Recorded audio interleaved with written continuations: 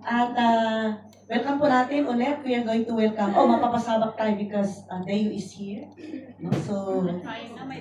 So we try our best to speak in English and consider that he was able to attend and join us this morning. Amen. And as well as we are so thankful because finally Josie, after many exchange of conversation, you came. And she just few weeks lang, no? Few months. She is introduced by my friend. My friend is Mr. Yong, who has an agency. So we work together, and we thank the Lord because He is connecting those girls.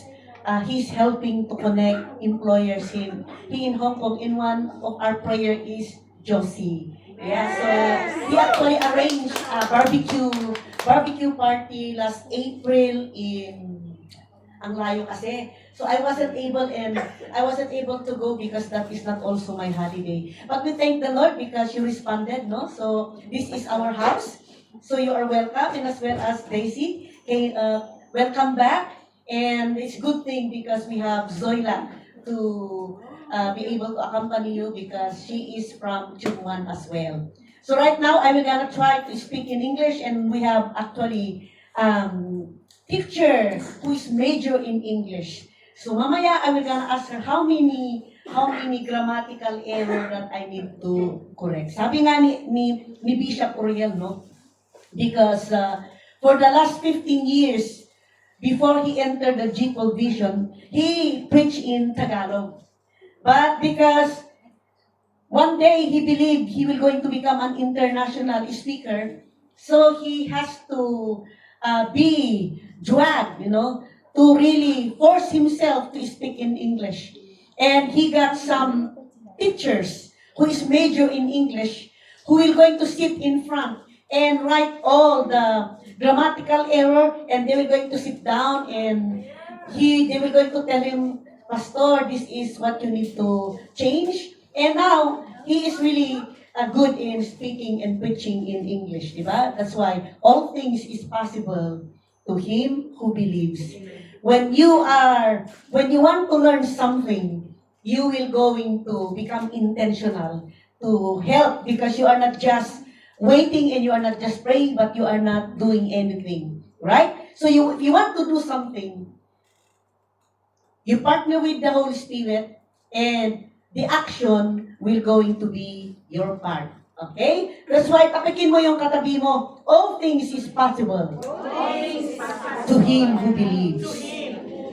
Where in the Bible we can see that, you need to know where it is, so that you have a promise you will going to hold on. You have a promise you will going to trust. You have a promise that you will going to declare. Remember in Proverbs 18:21, death in life is in the power of our tongue. We better choose to speak and declare the word of God dahil sigurado. Okay? Kaysa we are declaring our fears, we are confessing our worries. Why not declare and confess the word of God? Because the word of God, we keep on saying in Isaiah 55:12 that every word that comes from the mouth of God, it will not return to him void in empty. There's also a passage in the Bible, if I'm not mistaken, it must be in the Proverbs or in Psalms, that says he's watching his word to make sure that every word he will going to say, it will going to happen what it says. Amen. The power of let there be. It is not just in Genesis chapter 1, verse 1, 2 onwards. The power of let there be. The word be. When I was having conversation with Pastor Laszlo yesterday, and he is asking what I preached last Sunday, and I told him it's about the sin that nobody knows. It's the sin of unbelief. And I mentioned about the word let there be. And, you know him when he felt the Holy Spirit, all the goosebumps. It's just like the chicken, wherein all the hair will going to tataas yung balahibo. So same with him, no? The balahibo, tataas yung balahibo niya when he felt the power of God. So when I speak the word let there be, it was a very strong word for him. Praise God. So today, our theme for today is the part 4 of the sin that nobody talks about. It will gonna become the part 4 and listen to this. So I'll try my best to really speak in English. Okay.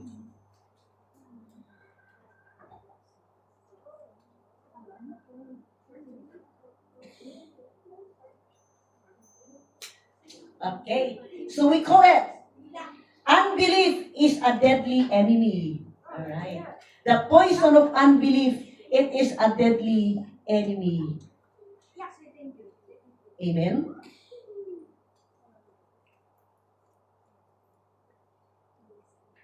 And our key verse is in the Second Kings chapter 7 verse 19. Let's go there and let's read.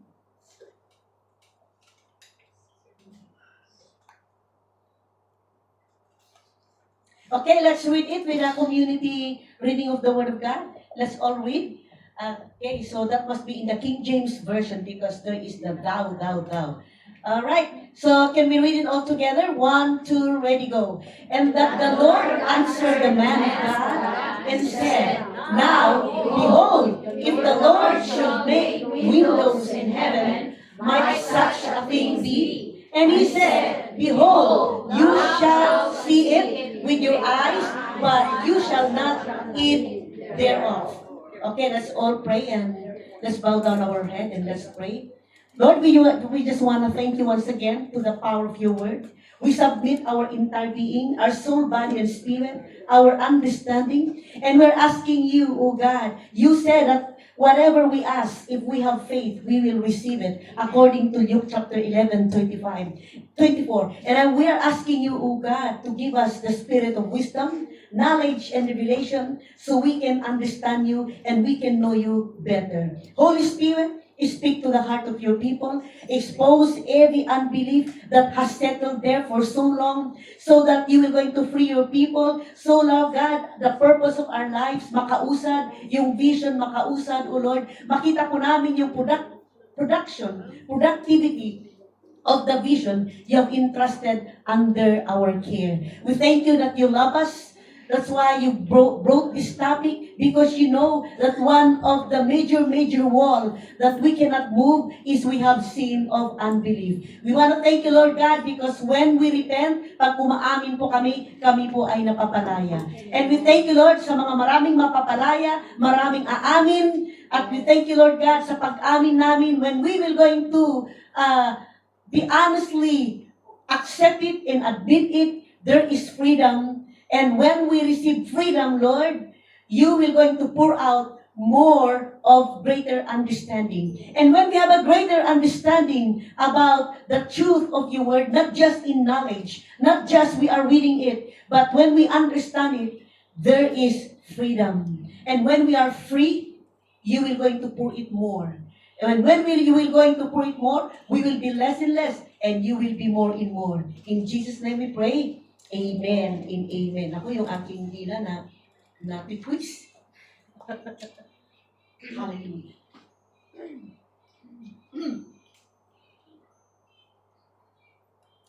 Okay, last Sunday we have also talked about the part 3 of our theme, the sin that nobody talks about, which is the sin of unbelief. If we will put that in Tagalog, ang kasalanang hindi pinag-usapan, ang kasalanan na walang pananampalataya. Amen? Unbelief. Okay, sabihin mo sa katabi mo, welcome. Before na maintindihan pa natin ito, because we were not able to read the whole chapter, but I will just going to give you the background so that we will be able to understand it. So what had happened in the 2 Kings chapter 7, and we emphasize our main text is in verse 19. But before the verse 19, this is the story that in the city of Samaria, there was a terrible famine. No? People were starving, but in that moment, God sent somebody. God sent a message through his servant, the prophet Elisha. And he said to the servant whom he is talking to, he said to him, tomorrow at this time, there will be plenty of food at the city gate, and it will be cheap. And one of the king's official, a high-ranking man, heard this promise, no? But he laughed. You are really so funny. You are just imagining things that it will never happen. And he laughed at what Elisha said. You know what he said? Even if God opened windows in heaven, could that really happen? He did not believe. No. So God's prophet answered him, you will see it in the last. Behold, you shall see it with your own eyes, but you can never eat of it. Amen? That's what he said. You will see it with your own eyes, but you will not eat any of the food. You can only see it, but you can never even touch it to eat of it. So the next day, just as God's promise to the man of God, the food appeared in the city gate. But the official who doubted, who didn't believe what the man of God prophesied or promised or shared, amen, to the people, that official, you know what had happened? He was trampled to death. You know? He was trampled to death by the crowd at the gate. He saw the miracle, but he never got to enjoy it. Maybe we can just imagine that people are waiting at the city gate, and one of them was the official who doubted, who don't believe what the man of God. As there are thousands of people waiting for the food to appear, and the guy was there. They must be all standing, and when the food has arrived, they have to run after the food. And he was being stamped, you know, na tapakan siya. So, he died. Alright? So, as we will going to see, laliman po natin, we're going to deepen our topic. The sin nobody talks about, the sin of unbelief. Unbelief is what did I say a while ago? Unbelief is the enemy. Parang hindi ka naniniwala?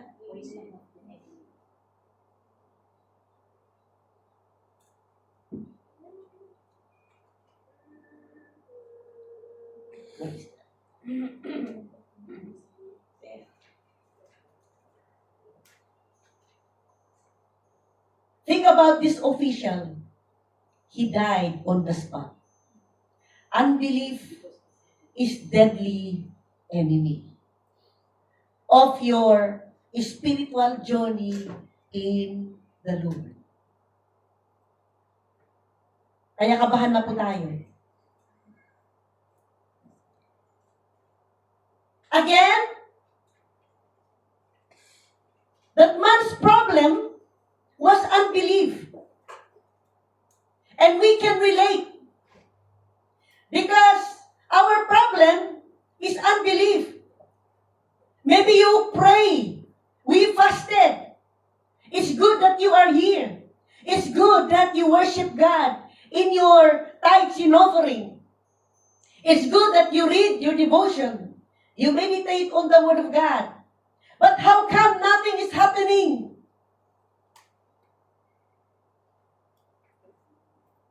I've been doing the vision for many years. Until now, I cannot open my OCM. I've been asking God, dagdagan mo pa? Can you more add to my cell group? And until now, you have been believing for many years, nothing happened. And I believe your prayer is not the problem. The Word of God is not the problem. Your heart's desire is not the problem. Your confession is not the problem. But the problem is the deadly poison of unbelief. We might talk about faith, but the fact is, we don't have no faith at all. Because the moment that we will going to download, we will say, let's pray for one soul. The moment we pray for one soul, at the back of your mind, ang hirap, then you have a sin of unbelief. What is the sin of unbelief in our part 4? Unbelief is not just having questions. It is refusing to trust what God says. What does God say? The word He wrote in the Bible. His written word.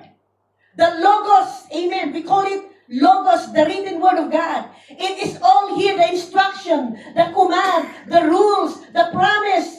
This is where you will going to set your faith. It is not just you believe that there is God. You must believe what He said. How can you know what He said? How can you believe what He said? When you are not engaging, when you are not eating, and when you are not reading the Word of God. That's why, where will you stand? Maybe you have the Word of God as well in your mouth. But the problem is, you have an unbelief. Hello? Unbelief is refusing to trust, refusing to believe, refusing to trust, refusing to believe what God says in His Word. Just like this official, he had seen the miracles from Elisha, because it is not just one time he heard from Elisha. He was with him. He saw Elisha when he prayed that there will going to be rain, and it rained. When he prayed that it will not rain, the heaven stops. He saw that. He had proof of God's miracle.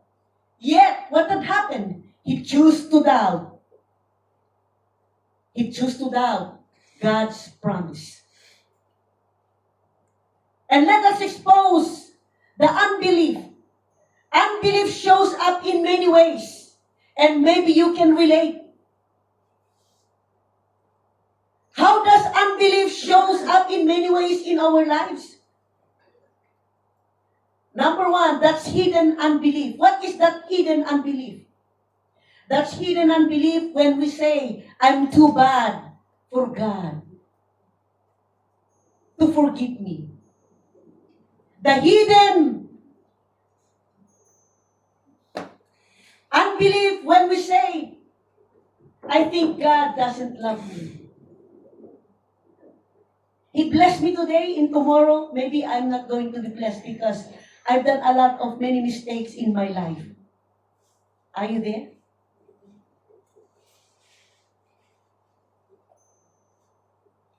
Another thing, how unbelief shows up in many ways. The second is doubting God's love. Inunahan ko na pala, no? What does this mean? Doubting God's love. When you started to doubt Him, that He don't love you anymore, that's why He will not going to help you. He helped you before, but now He will not going to help you. That is doubting God's love for your life. You forget that God's love is unconditional.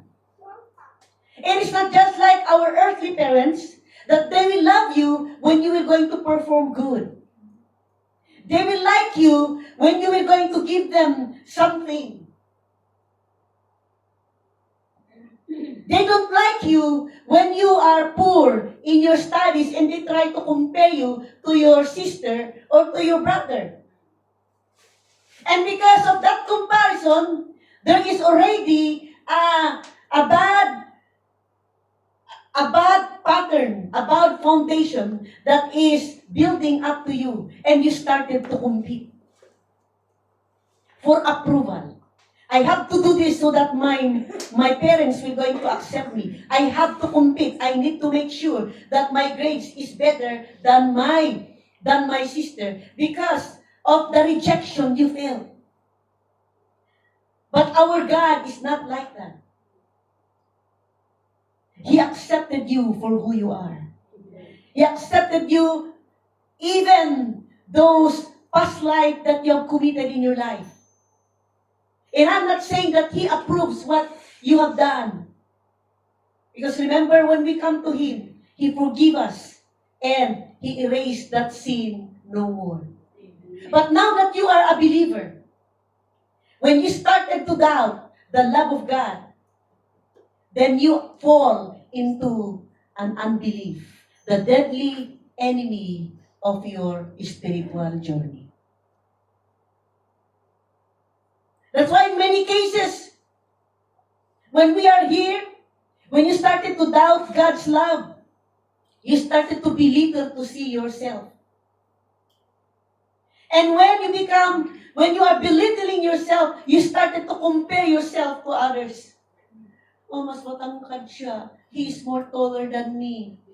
Oh, his nose is he got a high nose, I got a flat nose. Oh, she has a very good voice, and blah, blah, blah. And when you are not become careful, when we started to doubt the love of God, and we don't have no idea that we already have an unbelief system. And when we are not careful, the enemy will going to use that as an open door, an entry point in your heart to have jealousy. And when you are jealous and you're not aware of it because of unbelief, you see, remember, unbelief is the breeding ground of other sins.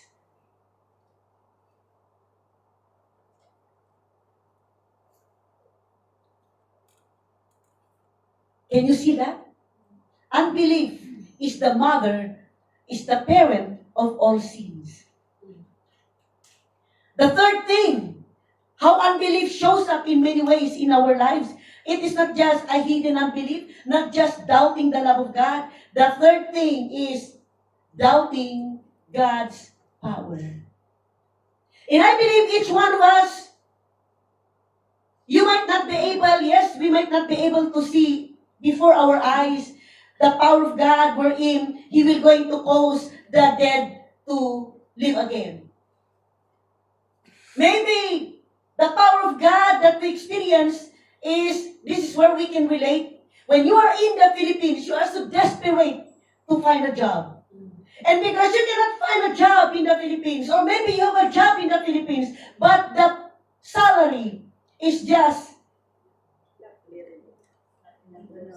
the bottom line. Hindi lang siya pagkasya-kasya. Talagang pinagkakasya. Yung 10,000 pesos, kung meron bang ganon? Parang 5,000 pa, no? 5,000 pesos, pinagkakasya-kasya mo na aabot sa end of the month. Kaya ang binili mo na lang, puro Youngstown. Every day, Youngstown kasi yun ang mura. And you will just going to add yung sayote. Mag-complain na yung member of your family, halos ayaw nang kumain because pinagkasya-kasya yung 5,000. And in that moment, maybe you don't even know how to pray. But because that moment you believe there is God, you prayed, you said, Lord, if you will going to allow me to come to Hong Kong, even in your stubbornness, even you are not a believer yet, but God is merciful. He opened the way and you are here. Isn't that a miracle? Amen. And somehow all of us were able to see the move of God. But why did you stop?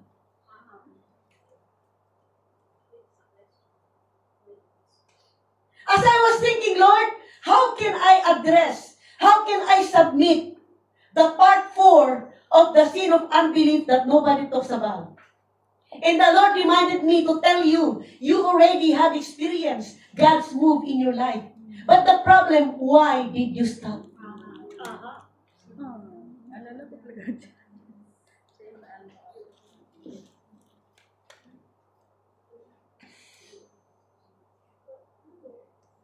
Are you here?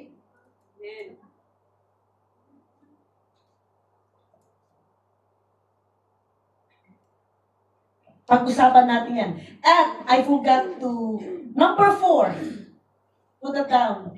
The worst form, how the unbelief will show in the life of the people is when somebody will say, there is no God at all. That is the worst. When somebody will say, there is no God at all. But I want to submit to you, highly favored family, that even small doubts are the same kind as sin, as a big unbelief. Kahit na maliit na doubt, na pagda-doubt mo sa isang bagay, you doubted na hindi bibigay yung sweldo mo bukas. That is considered big unbelief.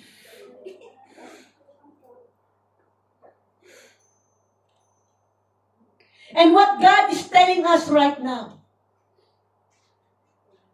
so we will going to be enlightened, awakened, to reevaluate our journey, how we hold,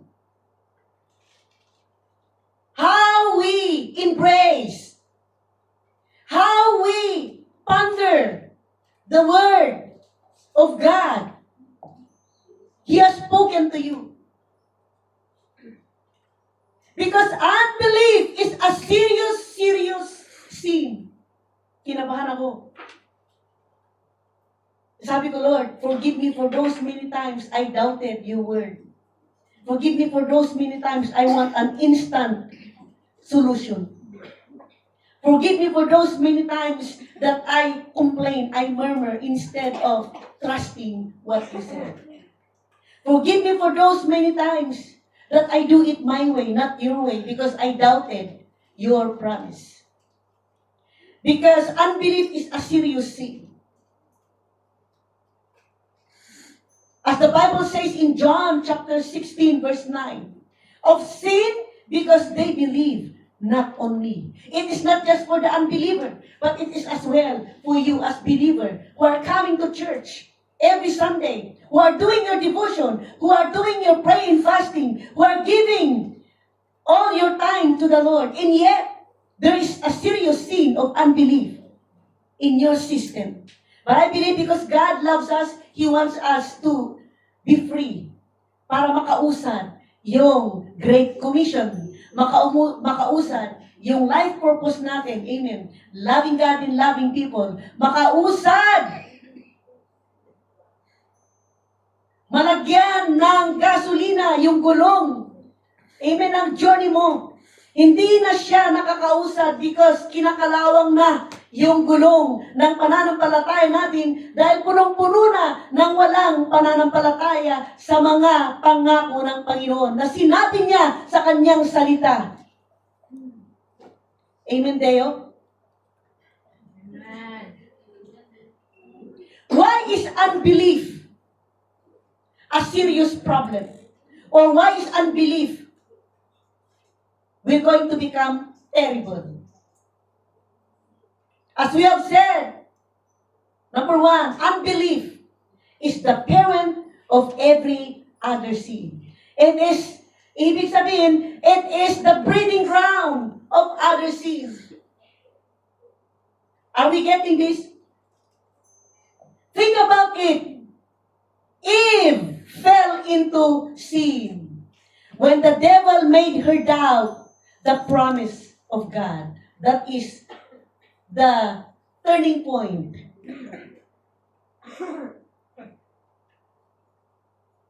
The conversation in Genesis chapter 3.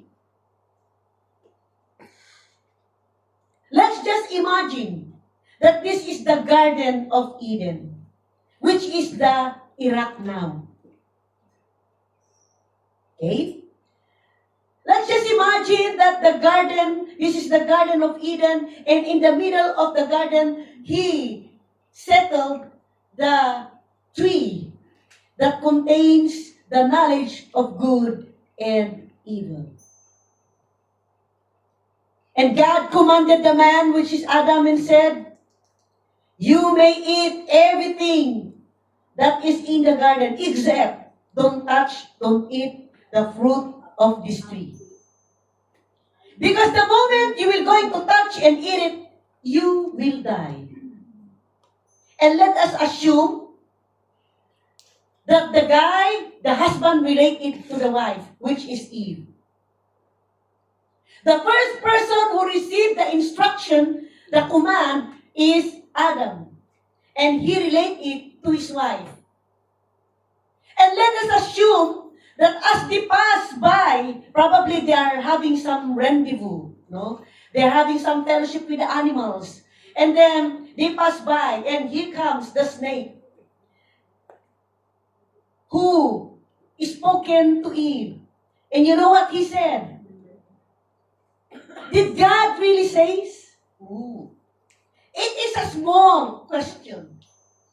Did God really say?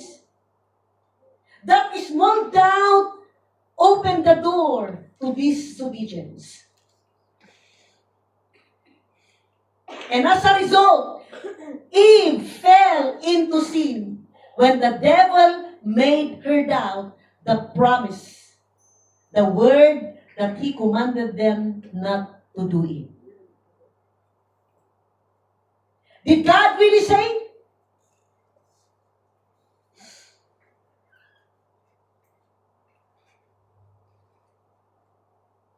And because of the sin of unbelief, every crime in humanity, the whole universe, every evil act, it starts with not trusting God. And unbelief leads people to kill, to murder. Unbelief leads people to steal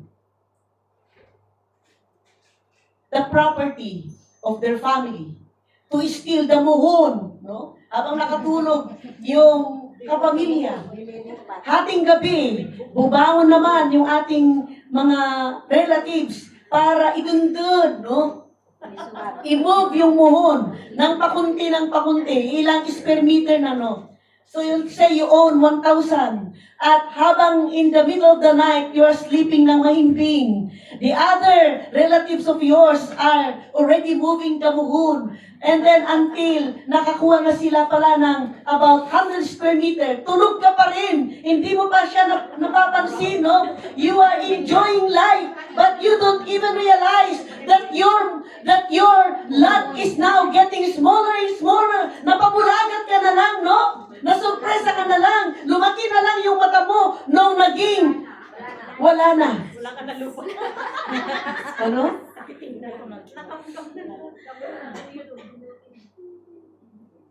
Are you with me?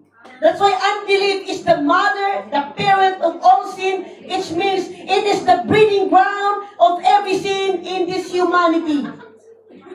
So the last time we talk about the sin nobody knows, it is not about the murder, the killing, the stealing, the raping, the murdering, the criticizing, gossiping, murmuring, complaining. But the real problem is the mother of all sin is that unbelief.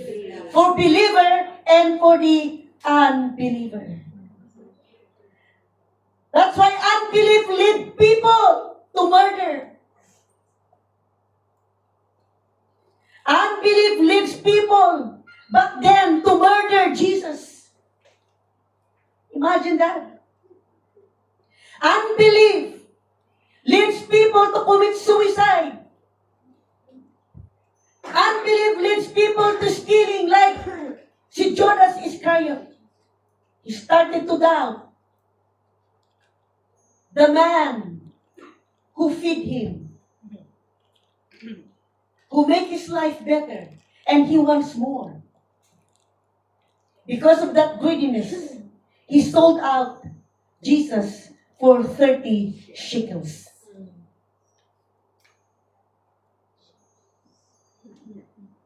And I believe God is telling us, in our topic that if a person truly believed God, they would not doubt Him. If a person truly believed God, they would not sin. Take note, for all of us, no one is exempted. No one is exempted. Everybody, including me, who is talking to you, if every one of us believe God, we would not sin. Because unbelief, the root that grows all of sin. Ang ating hindi pagtitiwala, ito ang naging ugat ng mga kasalanan na dumating at nagawa natin sa ating buhay. Pangalawa,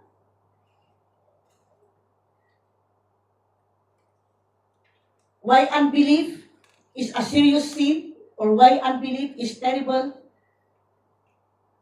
Second, unbelief feeds and protect sin. Hindi. Unbelief, ulitin po natin, unbelief feeds and protects sin. What does that mean? Why do people hear about God's judgment? Di ba? The reason why we are so intense to preach the gospel to all nations. Because of the judgment day of the Lord that will going to happen. And why does the people, when you preach about the gospel, that there is judgment that will come, people just doesn't care. Ayaw na lang, dito na lang ako sa party-party. Come on, mag-Bible study tayo.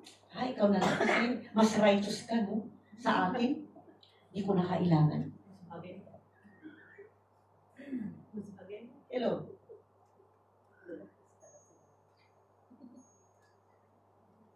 Then you talk about hell. You talk about the judgment day of the Lord. And said, hindi totoo yan. Ang dami ko nang narinig. Until now naman. I'm still alive, and I'm okay. Why? Because they don't really believe that judgment is coming. They don't believe that hell is real. I have a friend who is a pastor, and now, I don't know what is happening to him. That was a very sad thing. He was preaching now and telling people in the social media that there is no such hell. Because God is a loving God. And He will going to deliver everyone, including the devil. At ang kanya pong supporting Bible verse is in Colossians chapter 1. Basahin ko ninyo, baka 16, something like that. That says that even evil powers, all unseen world, blah, blah, blah, God will going to save them. So yan yung kanyang basihan. Because God is love. And there is no such hell. So you see, why unbelief feeds and protects sin? Because unbelief is like a shield. Binablock niya yung katotohanan. It blocks the truth. When you started to doubt that God made you from the dust and He created you to become a living being, when you started to believe the Darwin theory that every humanity came from the monkey, from the apes. And where does the monkey came from then?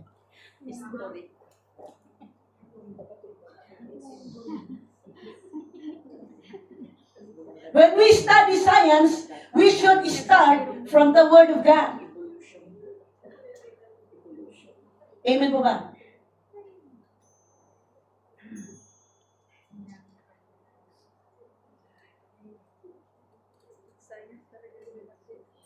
You see, when the Holy Spirit will going to start to speak to us, convict us, The unbelief says, listen, yung hindi nananampalataya sa sistema mo, the unbelief says in your system, it doesn't matter lah. Okay lang. You see, imagine that we can sit here in the church, we listen to the Word of God, week after week, and you are there and you never change. Why? There is a problem of unbelief. That's why it is a serious matter. It is very terrible. Because when you sit here week after week and you never change, that attitude never change, that mentality, that toxic never change, and you are still the same, still complaining, still murmuring, still gossiping, still slandering, still, because in that system, there is a serious problem of unbelief. Palakpakan po natin ang Panginoon. Why? That no matter you are here, you never change because of the system of unbelief. Why? What had happened? You have a very hard heart. Right.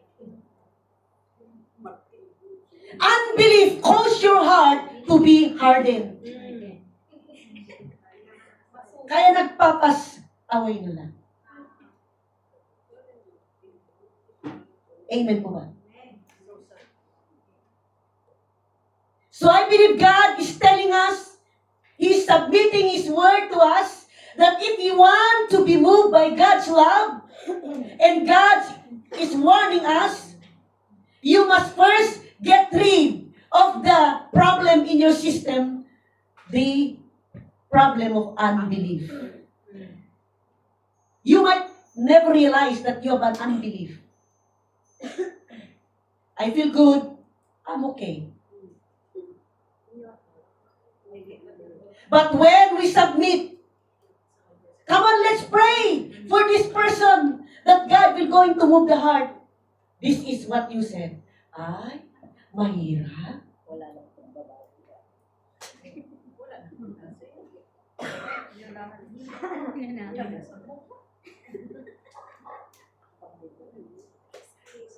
Well, on June 19, our goal is we will be able to invite 50 souls.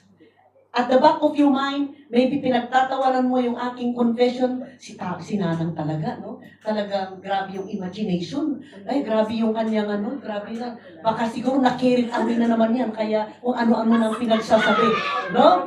So, you started to reason. You started to say, that is so impossible. She was just carried away. That's why she don't know what she was saying again, you know? Why? There is a terrible problem in your system, the sin of unbelief. So let's get rid of it. Sino pa yung gusto mong patakyasin? Yung unbelief sa sistema mo kasi gusto mo talagang magbago. You want na mag-overflow yung mga pangako ng Panginoon na siksik-liglib umaapaw. Aminan lang po tayo. Umamin na po ako at umaamin pa because I believe layer from layer yung mga unbelief natin na parang layer is skin of the onions, no? Na habang inaalis mo, paganda siya ng paganda because we want, when we were going to admit, paganda tayo ng paganda. Kasi bagay nating uma-admit tayo, may nangyayari. Pag uma-admit tayo at tayo po'y napapalaya at pag tayo napapalaya, amen, ay lumalalim tayo, amen, kay Lord. Sino ba yung gusto mong shallow ka lang kay Lord? Alam mo, kapag shallow ka at dumating yung hangin, ikaw yung maunang ihipan ng hangin. Pangatlo, why is unbelief is very serious sin or very terrible? Yung pangatlo, unbelief makes good works useless. What does that mean? I'll prove to you. Why unbelief makes your good works, yung maganda mong ginagawa na walang kabuluhan. It makes good works useless. I prove to you. verse 6. What does it say? For without faith, it is impossible to please God. Are you convinced now? Why unbelief makes good works useless? Because we only can please God kapag meron po tayong pananampalataya. Pwede kang maging honest na tao. You can become so kind, so generous. You are so helpful kapag may na-terminate. You are the number one na maasahan, na magsundo, maghatid, kukuha ng taxi, bubuhat ng kanilang strike bag para dalhin sa church. Ikaw yung unang magpakain, magpamerienda.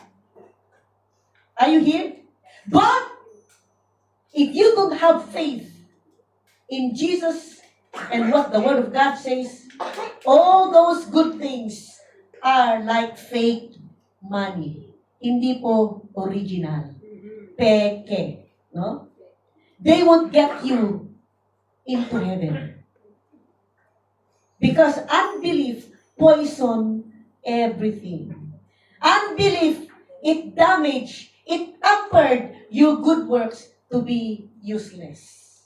And God is submitting to us so that we are going to understand for the unbeliever and for those believers, faith makes our good works pleasing to God. Amen. But unbelief, it will going to destroy our good works. Mag-isip ka na. Sabihin mo sa katabi mo, hoy, gumising ka na at mag-isip ka na. In English, wake up Think about it. and think about it. Tapikin ninyo yung shoulder ni Deo. Wake up, man, and think about it.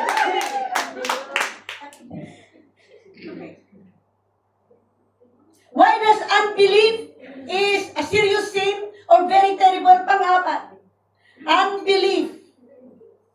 If to the unbeliever, their good works will going to be useless for the believer. Unbelief weakens believers too. What does that mean? The disciples couldn't heal or couldn't deliver a demon-possessed boy because they had an unbelief. No? Peter walked on water as long as he had faith. But when he saw the circumstances, siya'y nalulunod. No? The moment Peter doubted, he sank. For us too, a Christian without faith is like a giant with his hair cut off like Samson.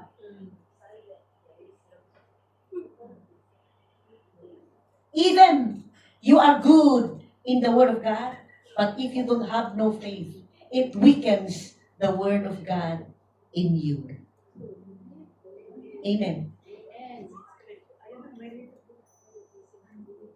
That's why even saved people, those who, when I say saved people, na born again, naging believer, naging follower, naging disciple, if you have an unbelief in your system, it steals, it weakens the power of God in your life.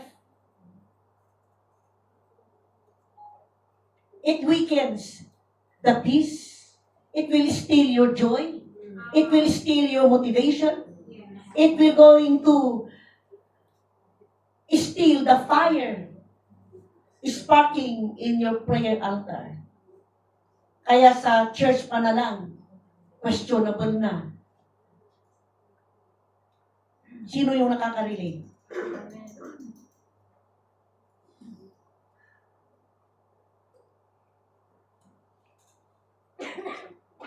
And number 3, God has always punished unbelief severely. Kabahan na po tayo. No? How did He punish? Okay? God has always punished unbelief severely, like in Noah's time. This is also a warning to us, para ma-awaken pa na kailangan pala talaga nating mag-evangelize at mag-make disciple. because time is running out. You know what had happened in Noah's time? The whole world was drowned in a flood. Why? The time that Noah within his family is building up the ark, they mocked at him. They said, hey, this guy is really so crazy. How he can, anong gagawin niya sa ark na yan? And Noah is telling to the people back then, hey, there will going to be flood coming. Pinagtawanan kasi year after year, wala namang flood. Another 20 years, wala namang flood. Another 40 years, wala namang flood. Then, one day, bigla na lang nag-flood. God instructed Noah and said, bring all your family inside the ark. And you have to bring every pair of animal, pati mga lamok, no? Pati mga cockroach, pati mga daga, no? Every pair, male and female, para mag-procreate doon in the ark. So by the time that the door was closed and the water is going up, do you think that the flood is geographical? Na doon lang sa Israel nangyari? Or it is universal? It is universal. Because by the time nung namumundok pa tayo, no, can you see yung mga bato?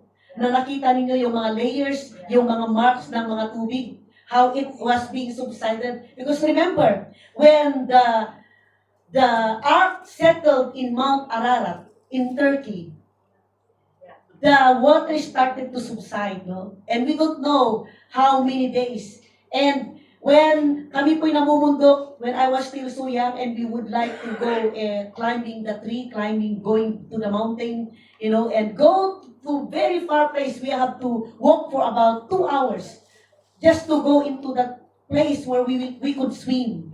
And there are many big rocks. And as I was observing, how come that there are so many layers just like the marks of a water na nag-dry? So, the flood is not geographical, it is universal. And it happens in Noah's time. And this is not a myth, this is not a fiction, it is a true story na nangyari that was recorded in the Word of God. But if you have an unbelief, hindi mo ito papaniwalaan. And you know what?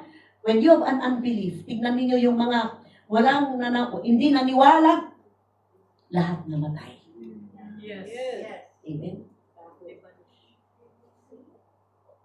Another thing that how God punished unbelief severely in the time of Israel in the desert after they left Egypt. And God told Moses, tell my people that I am that I am. Because Moses said, if you were going to send me to the nation of Israel in Egypt, how should I introduce you to them? Tell them that I am, the Yahweh. Amen. That I have chosen them. And I want them to leave Egypt and go into the desert so that they can worship me. The problem is they have a boss, a tyrant boss. The tyranny of the boss, it costs their lives. And who is that boss? It's Pharaoh. Pharaoh is the symbolism of Satan. They are being slaves for 400 years. There are only 70 people who went down to Egypt. That 70 people, dumami hanggang naging 6 million. 6 million, including men and old babies, will going to travel, leave Egypt, to go into the wilderness to worship the Lord. Because they are the chosen people of God. But the problem in the desert, many were killed because of unbelief. Marami ang hindi nasilayan, nakapasok sa promised land. Even Moses, because of his unbelief. Just like the servant, you can see the food, but you cannot touch and you cannot eat it. Moses, because he disobeyed, did not trusted the word of God when he said, speak to the stone. Ang nangyari, he instructed it with his shepherd, with his staff. God loves him, but that one disobedience, it cost his entire life. Nakita lang yung promised land, pero hindi nakapasok. Imagine with the 6 million Jews who lived Egypt, only 2 who entered the promised land. The rest of the first batch all died. Yung mga bagong new generation, yung Gen Z, no? Ang nakapasok sa promised land. Why? Some died. Most of them died because of unbelief. Israel in the desert, they wandered for 40 years and died in the wilderness. Why? Because of unbelief. They did not believe that God could give them the promised land. They questioned. And when they questioned, buti pa lang doon sa Egypt, may onions, may cucumber, may carrots, may patatas, may kamatis, may bawang, may sibuyas. Dito sa wilderness, wala man lang ulam. Puro na lang quail. Yung bird, imagine, hindi sila magbubungkal. Yung ibon, nandun na lang doon sa kanilang, sabi ko, no, in the Bible, the quail will going to fly just doon sa may bottom, yung pusod ng tao, ng mga nation of Israel, at kukunin lang. No? Because they complain, how come they don't eat meat? Puro na lang tinapay, no? Na like flakes, na bumababa from land. Imagine that kind of miracle. Then they complain and God listened to their complaint. So they want meat. So I will going to speak to the bird, the quail, to go and fly just in front of them so that they will just going to pick it up at iluluto. Nag-complain ulit sila, hindi na satisfy, wala daw patatas, walang onions, walang kamatis, walang cucumber, walang bawang, walang sibuyas. Ay, Baka ma-high blood man. alam niyo, kapag magkukomplain pala tayo at hindi tayo magtitiwala sa pangako ng Panginoon. Amen? Moses and Aaron, they were kicked out of Canaan because of one act of unbelief.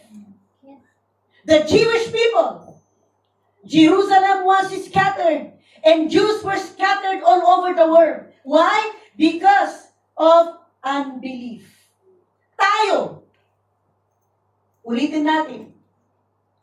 Make sure na paglabas po natin, matapos natin to, makick out natin yung system of unbelief na nagsettle dyan sa kaibuturan ng puso mo na you never even realize of it. At ang isang symptoms na lang na mayroon kang unbelief, yun nga, you are always here, you listen to the Word of God, you join with the worship, medyo umiyak ka ng konti, pero the question is, nagbago ka ba?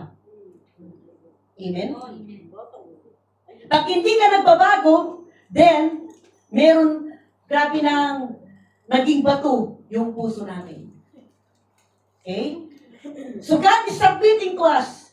God hates unbelief because it dishonors Him. We accuse Him as a liar. Are you here with me? So the punishment of unbelief for unbeliever is terrible. What is the doom of unbelief to the unbeliever? In this life, many people see God working. They see others saved, healed, changed, but they themselves get nothing at all. They watch others feast at God's table while they stay hungry. Why? Because they don't believe. At the judgment, on the last day, unbelievers will see Jesus coming. He will be coming in His glory. Praise God. They will see their believing friends. They will see the family entering heaven's banquet. But they themselves will be shut out. They will see Lazarus in Abraham's arm while they burn in torment. And they will cry, they will going to cry, Lord, send someone to cool my tongue. But you know, when we believe on the judgment day, it will be too late. The worst part, when it will gonna be too late, hell is the destination. We'll be seeing our loved ones in heaven, a mother, a father, a child, while you are lost and your end destination is in hell. Do you like that? What must you do? What you must do? Because the sin that dampens the people is not about lying, stealing, or murder. The sin that finally sends a soul in hell, ang kasalanan na nagpapapunta ng kaluluwa sa impyerno is the sin of unbelief. That's why if you die, kapag ikaw ay namatay without Jesus in your life, and in the second coming, hell was made for unbelievers. Hindi dahil ikaw ay nagsinungaling, hindi dahil ikaw ay nagchismis, hindi dahil ikaw ay pumatay, because you are being sent, people are being sent because of unbelief. Are you here?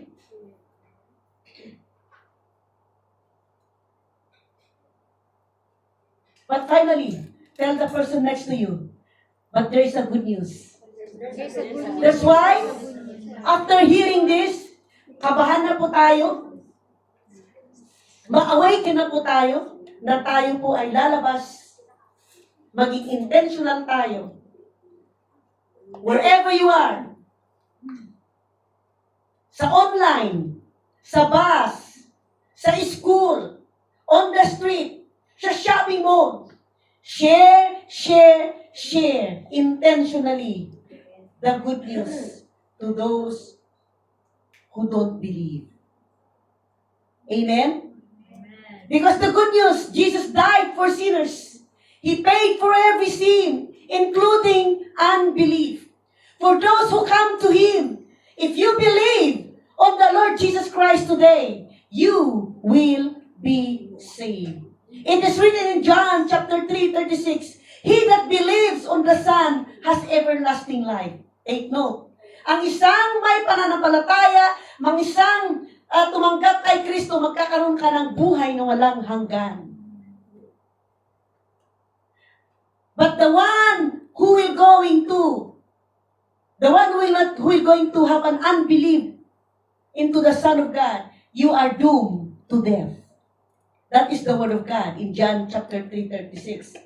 Pag may sistema ka ng unbelief at you harden your heart until now, and you're still saying, oh, there is no judgment day, that is already your problem. We submitted to you the root of the problem, but if you still hardening your heart, then your sin is not on my head.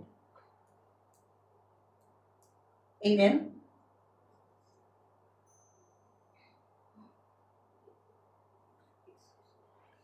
So as we will going to examine our heart, each one of us, because the unbelief is not just for the unbeliever, including us.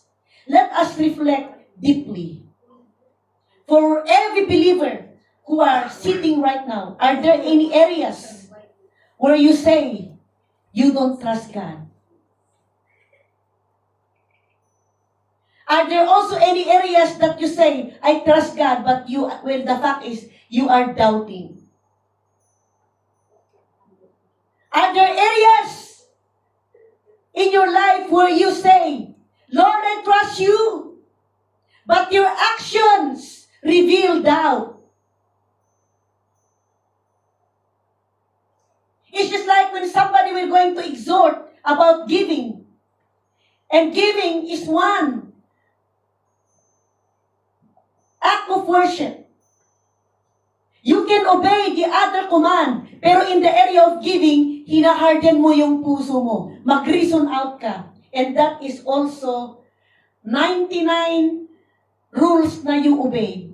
Pero yung isang rule na you disobey, it is still disobedience. Are you here with me? So are there areas where you say, Lord, I trust you, but your actions say so? Your actions reveal doubt? Finances? Pag meron ka pong nararamdaman sa iyong katawan at sinasabi natin na kaya kang pagalingin ng ating Diyos, but you are saying, how? You see? Your actions reveal doubt. You are doubting your future. You are doubting that if you're going to forgive this person who hurt you, who betrayed you, you will going to be free. You doubt. Then there is an unbelief. For the unbeliever, have you convinced yourself that doubt is virtuous? Anong ibig sabihin ng doubt? Yan. For the unbeliever, did you convince yourself na kapag ikaw ay may pananampalataya, ay isang sign ng weakness? Kasi yung yung pumupunta ng mga church, mga makasalanan yun, kasi iyak sila ng iyak. Me, I don't need it because I am good.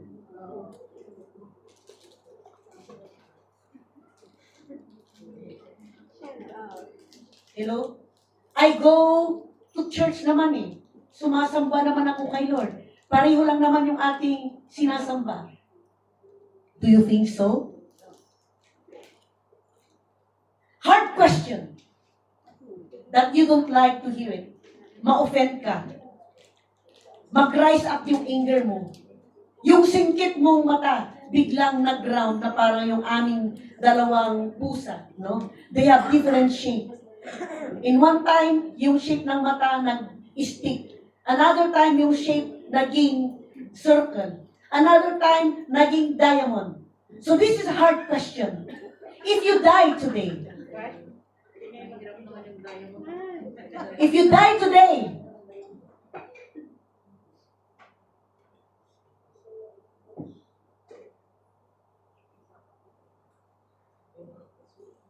kung mamamatay ka ngayon,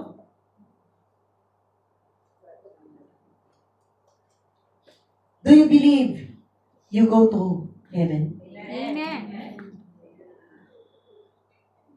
Saan mo yan ibabase? You have to know. Not just your emotion.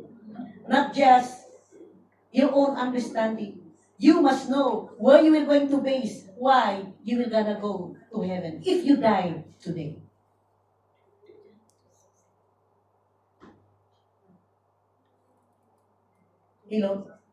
Why? Hebrews 11:6, balikan natin. Without faith, it is impossible to please God. For he that comes to God must believe that He is, and that He is a rewarder of them that diligently seek Him. What does that mean? Without faith, the opposite of unbelief, you cannot even please God. Kahit natuwad ka dyan ng pananalangin. Kahit naiyak ka dyan, yung iyak mo talagang bumubuhos. At you can even fill up one cup, at bumuhos ulit, pang second cup. Kahit naiyak mo dyan. But sabi dito in Hebrews 11:6, without faith, hindi mo ma-move si Lord sa need mo. Hindi mo ma-move si Lord sa emotion mo. Hindi mo ma-move si Lord. Hindi mo ma-move yung langit. Hindi mo ma-move yung kamay ng Panginoon.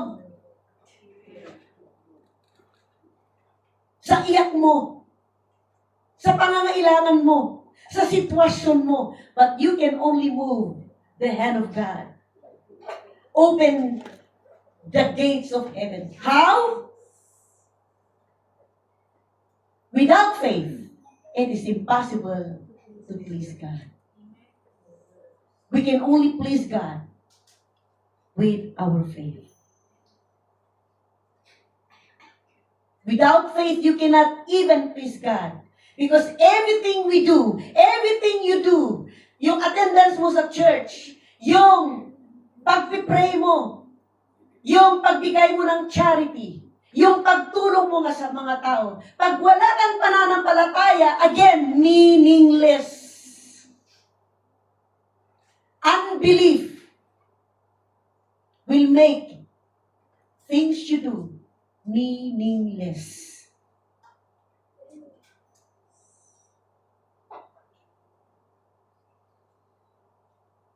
Hello? Ang final word po natin. May tatlo tayong take away. Number 1, unbelief. Naibigay ko ba sa'yo? Unbelief is not neutral. Unbelief is not neutral, but it is active rebellion. What does it mean by neutral?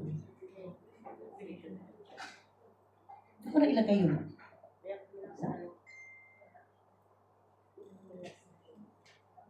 Ibig sabihin ng unbelief is not neutral when you say,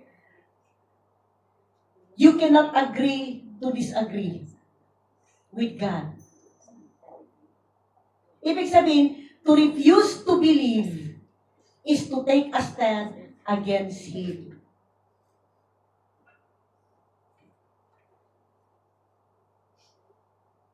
What does unbelief is not neutral mean? Some people think that not believing in God or not trusting Jesus is just a choice. Hindi mo ako pilitin.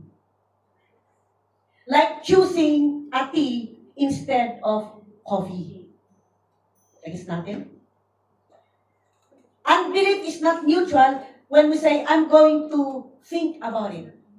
Because I'm not just so sure. Ganun siya. Because I'm still waiting for more proof. Evidence. That's why I don't decide it yet. Hindi pa ako makapag-decide. Or I don't want to decide yet. No? They believe that unbelief is simply a blank space, a zero, at harmless. So unbelief is not neutral. But the Bible says unbelief is not neutral. It is not an empty space. It is not harmless state. It is actually a positive rejection of God. Amen? It is an active turning away from the truth. Okay?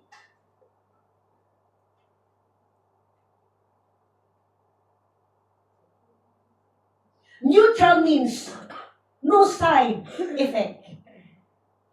For example,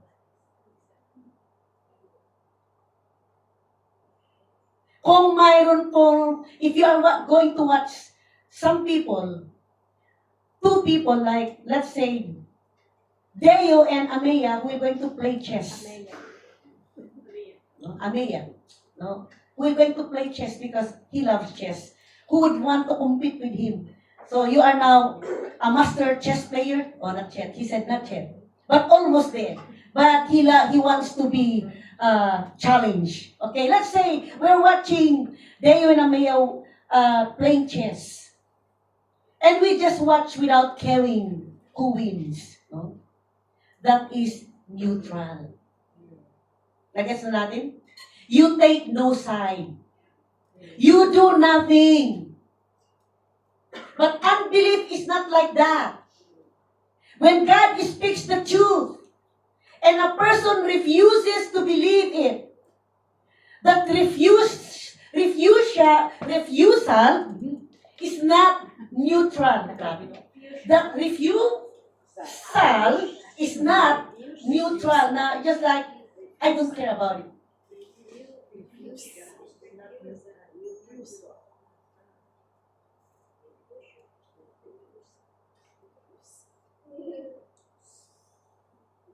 Are you here with me? You guess na that unbelief is not neutral. Unbelief says it is a sin. The Bible says in John 16:9, it is sin. Kaya pag natin yan. A sin is not neutral. A sin is an offense, a wrong, a crime against God. And you cannot be neutral about something God commands you. God commands everyone to believe in Jesus. According in 1 John chapter 3:23. To not believe is to disobey. And unbelief actually damages you. Ulitin ko, how it damages you? It hardens your heart. It stops you from receiving God's peace. It stops you from receiving God's forgiveness. And it stops you from receiving the eternal life as a gift of God for you. That's not neutral. That's harmful against you. Amen. And the last but not the least, you cannot be neutral about Jesus. Jesus either Lord in your life or a liar. Jesus either He's the King in your life. And if you choose unbelief, you're accusing God, you are a liar. Let's all arise in this place. May natutunan po ba tayo? It's about time for us to let us ask the Lord, God, soften my heart. Throughout this week and last 2 weeks, God is always putting this song in my heart. I need you, it softens my heart. Give me faith to trust what you say. Sa elevation worship yun. Do we have that copy?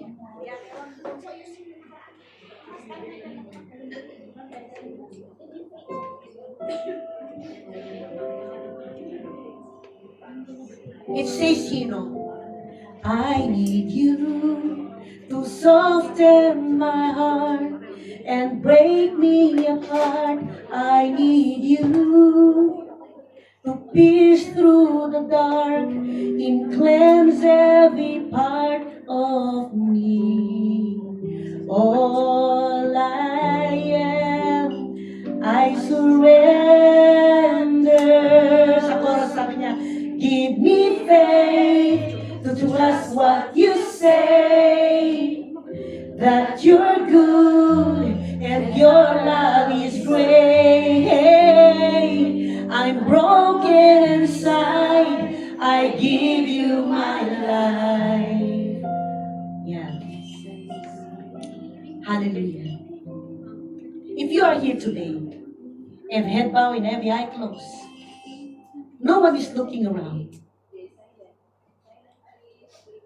What you need to do to kick out that unbelief for the unbeliever. Kung nandito ka ngayon at yes, you believe there is Jesus. You believe that there is God.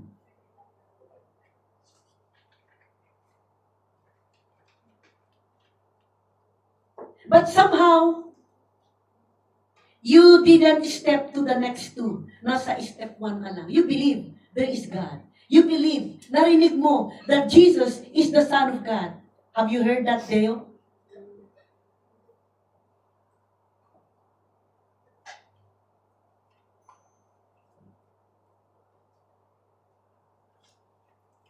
That is the intellectual part. But somehow, you didn't go to the step 2, where you open your heart to really believe that there is hell. There will going to be a judgment day.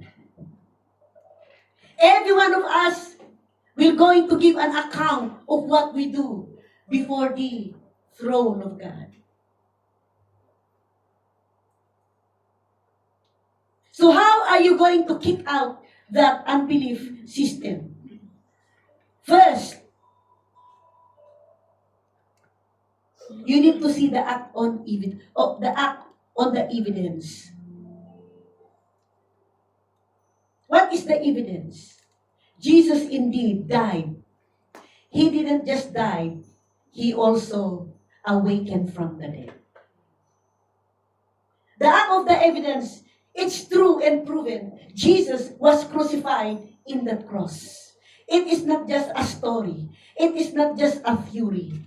There is a proof and evidence. When you go to Israel, you will going to see the Mount Golgotha, the place where he was put into a room, where they put the crown, the place where they mock him, the place, the room where they pull his beard, his beard. And the place, in the palace of King Herod, di pala siya malaki. That is the evidence. If you will gonna go there, you can see the evidence. Yan na lang po, para ma-open yung puso natin na tumigas dahil sa unbelief. Second, pray even if you doubt. Say this, just like the Muslim. They study to read the Word of God. One of their goals so that they can prove that Allah, Muhammad, is the true prophet. But by God's grace and mercy, while they are studying the Bible, God spoke to them. Today, in somehow, even when you are doubting, if you doubt about the existence of God, as you pray with me, close your eyes. Say this word, God, if you are real, God, if you are real, show me. show me. I chose to believe. And I am willing, Lord. And I'm willing, Lord. If you are willing today, I would like to lead you. How I am going to lead you. Before you will going to accept Jesus to be your Lord, the first thing you need to do, you have to admit that you are a sinner. Admit that from the bottom of your heart. After you admit that you are a sinner, the second, you must believe. What kind of belief is that? Believe that Jesus is the Son of God. The next, you believe that He died for you in the cross. You didn't see it, that's why nga faith eh. You didn't see but you hear it. How did you hear? Because I'm telling you right now. And how are you going to respond? You open your heart. What is your heart? Your understanding. Believe that He didn't just die for you, but He also resurrected from the dead. Yan ang paniniwalaan mo. Hindi mo nakita, pero napakinggan mo kasi nga faith comes by hearing. The next na paniwalaan mo, yung dugo na bumuhos sa cross Calvary. The blood of Jesus. Ano ang paniwalaan mo sa dugo ni Jesus? That you will going to believe that the blood of Jesus redeems you. Yung dugo ni Jesus, yun yung pera na naibayad para mapili ka sa kamay ng kaaway. Do you believe that? Amen. You believe that the blood of Jesus shed for you, hindi ka lang binili sa kamay ng kaaway. He also justify you. The moment you are going to receive the Lord Jesus, mapawalang sala ka immediately. Believe that. Believe that the blood of Jesus forgives you, cleanse you, wash you, sanctify you. Means sanctification, you are already been set apart from this world, and you are now a child of God. Will you believe that? That is the basis ng ating pong ipag-pray. Now, i-confess mo sa puso mo. Minto si tanggapin mo yung ginawa ni Jesus sa buhay mo. If you are ready, I will gonna lead you into prayer. When you pray and follow after me, you have to say it out loud. In Romans chapter 10, verse 9 to 10, it says, "For it is with your mouth that you confess Jesus is Lord. For it is with your heart that salvation has made. Say it out loud. Say this prayer with me and pray it from the bottom of your heart. Lord Jesus, Lord Jesus, I admit I admit that I am a sinner. that I am a sinner. I'm sorry for all the things that I have done. Please forgive me. Please forgive me. I'm sorry, Lord. I'm sorry. I might not be able to remember I might be all the details of every sin I have ever committed. The day I was born and this very hour. But I am admitting, oh God, I am a sinner. And I need you. And I open my heart today to believe you, Jesus, that you are the Son of God who died for me in the cross, that you shed your blood for me to redeem me, to forgive me, to justify me, to sanctify me, to deliver me, to wash me clean. And I believe it, God. And I open my heart for you, Jesus. Come into my heart to become my Lord, my Savior. From this day onwards, teach me to follow you. Tulungan mo din akong magbago para makilala pa kita. Thank you for accepting me for who I am. This is my prayer. Write my name as well in the book of life as you have promised. Thank you, Jesus. Amen. Amen. Ay, pag pinalangin mo na yan, amen. That is just the first page. You are now officially a child of God. As a child of God, dahil enter ka sa relationship. You enter into a relationship, Teo. And to those who have accepted. Relationship means you have to cultivate. And for you to cultivate that, you cannot live as an isolated person.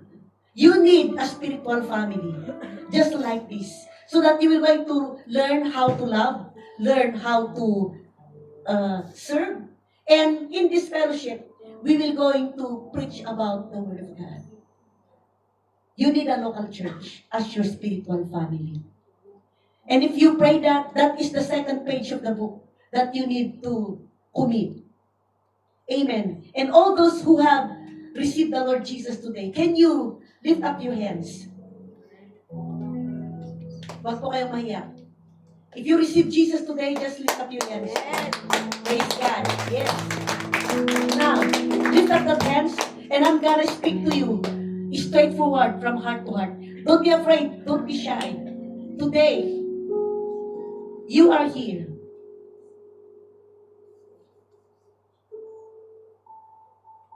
Will you commit to follow Jesus?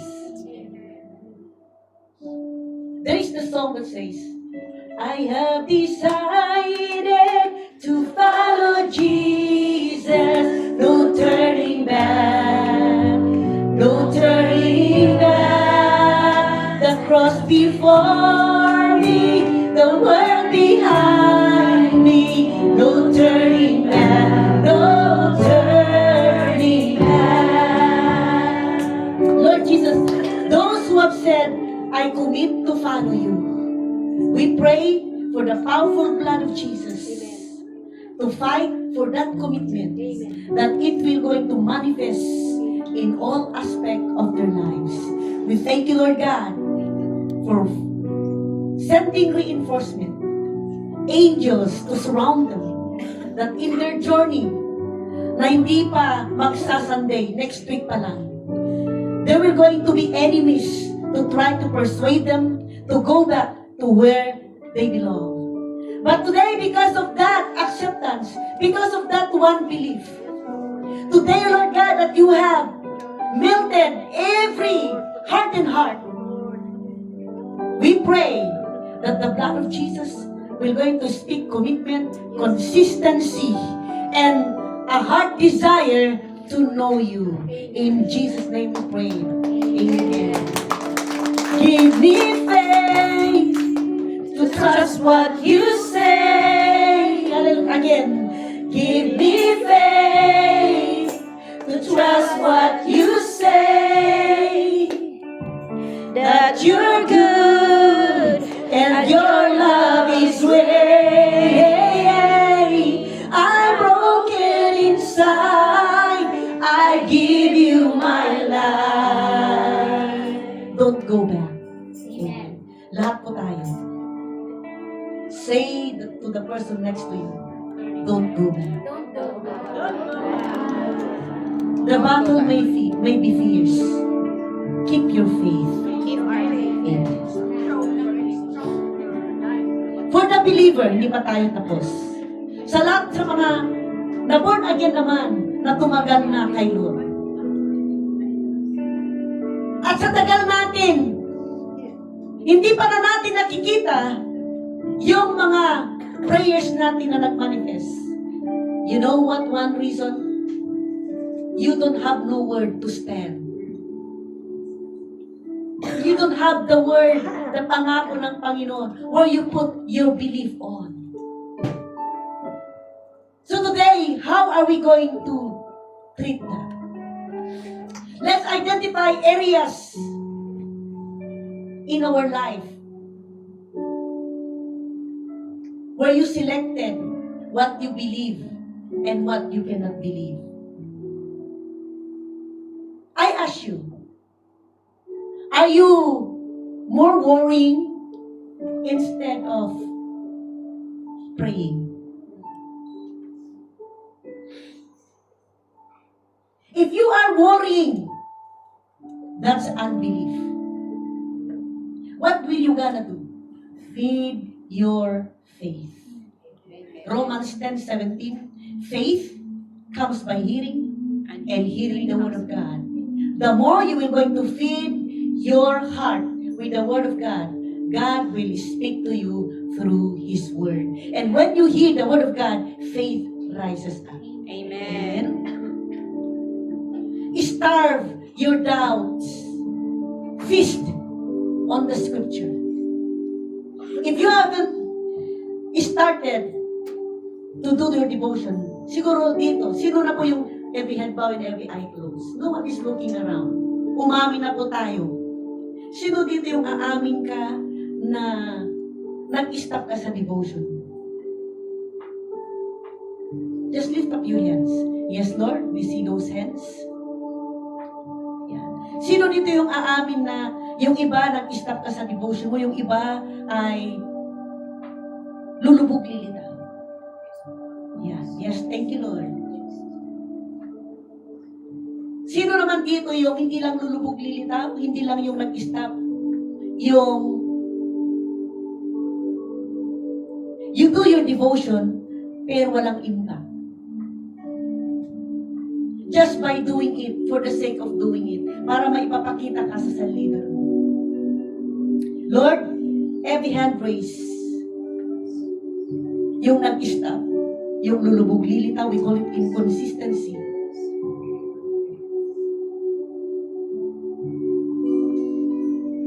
I would like to ask, every head bowed and every eye closed, no one is looking around, yung nag-raise ng kanilang mga kamay.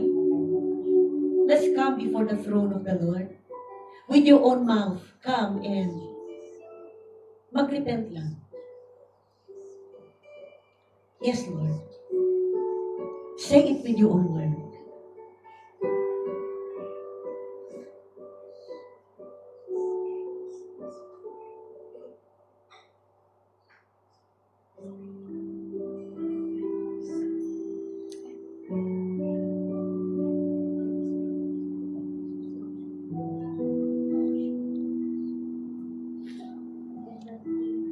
Thank you for your grace, God. Father, we thank you that you never doubt us. Thank you, God, for your loyalty and faithfulness to us. Despite that we keep hurting you with our unfaithfulness, with our inconsistency, with our doubt, but you are fighting for us, Lord. Heaven is fighting for us so that today we can make it. At maraming, O Lord, tumayo ngayon, who made it, who responded to your challenge, na aamin lang. At yung mga umamin, O Lord God, with you, napalaya sila. Praise God. Yes. Thank you, Jesus. Salamat, Lord. Today, we all prayed. We renounce the sin of unbelief.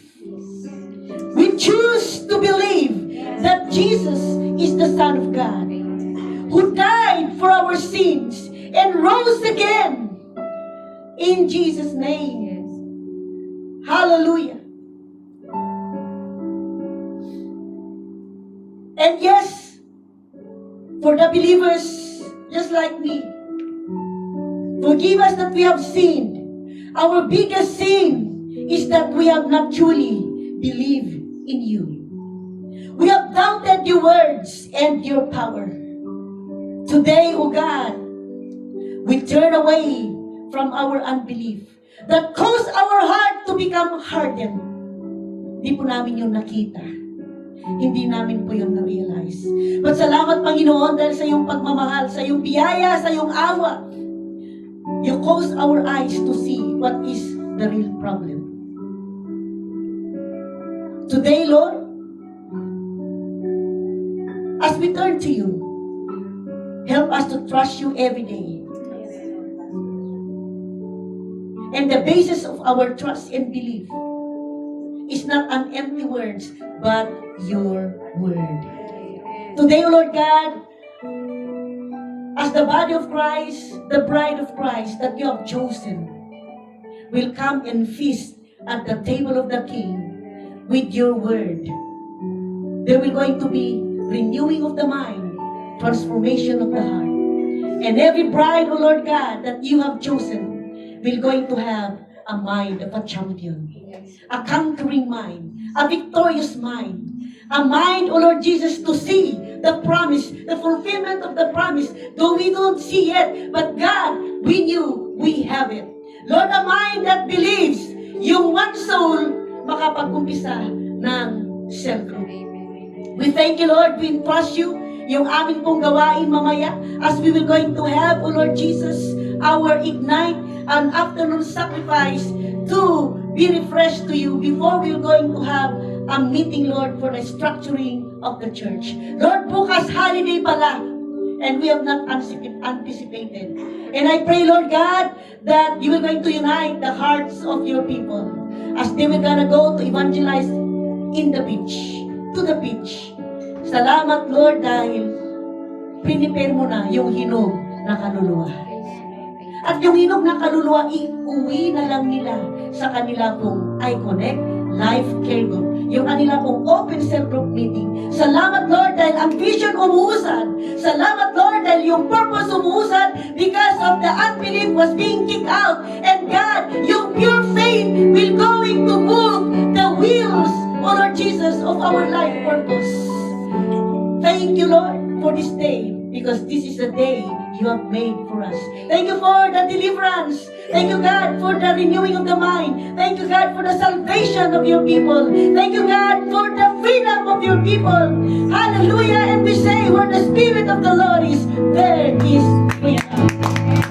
Hallelujah, Jesus. I am free to dance. I am free to dance.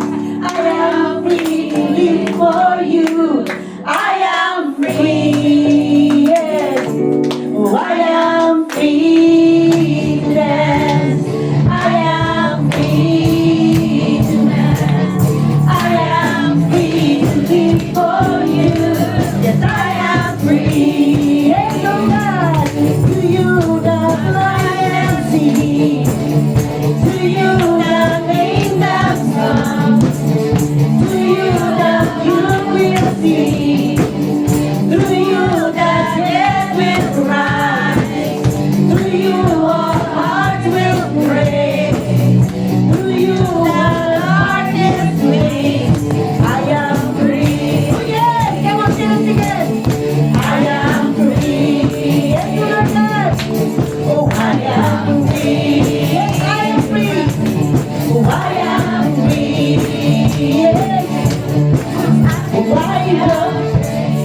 by faith, each step by faith, yes, to live by faith. I put my trust in you. Oh yes, oh I walk by faith, each step by faith, to live by faith. I put my trust in you. I put my trust in you. Yes. I put my trust in you. I put my trust in you. I put my trust in you. I put my trust in you, Lord. I put my trust in you.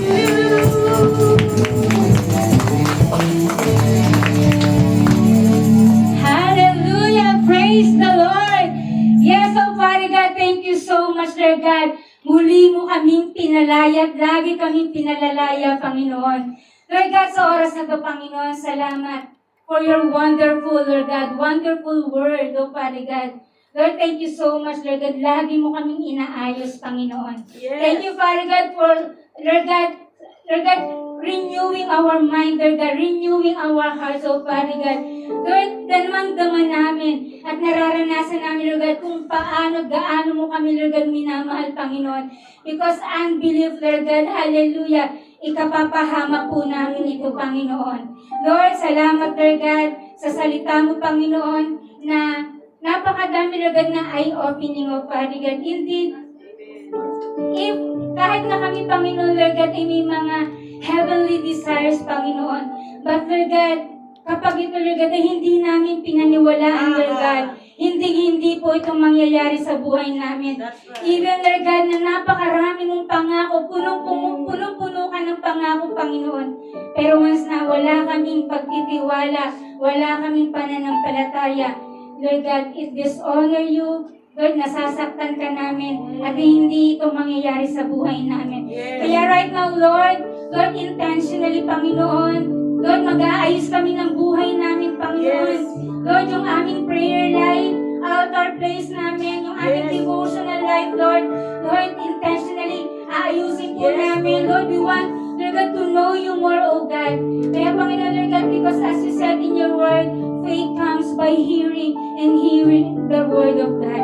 Kaya, Panginoon, salamat, Lord God, for this victorious hour, Lord. Salamat sa buhay ng aming pastora, Lord God.